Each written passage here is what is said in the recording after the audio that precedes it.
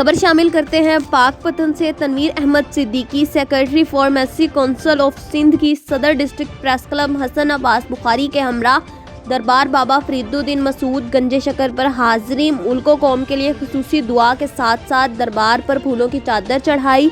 इस मौके पर हसन अब्बास बुखारी ने मेहमानों की दस्तारबंदी की। तनवीर अहमद सिद्दीकी ने कहा कि औलिया अल्लाह ने दीन इस्लाम की अशात में अहम किरदार अदा किया। हज़रत बाबा फरीदुद्दीन गंजे शक्कर की बेशुमार करामात हैं, जिनकी बदौलत आज उनके मज़ार पर हाज़िरी देकर दिली सुकून मिलता है। उन्होंने मज़ार पर महकमा औकाफ के इंतजामात को सराहा। उनके हमरा रियाज अहमद और उनकी अहलिया ने भी दरबार पर हाज़िरी दी।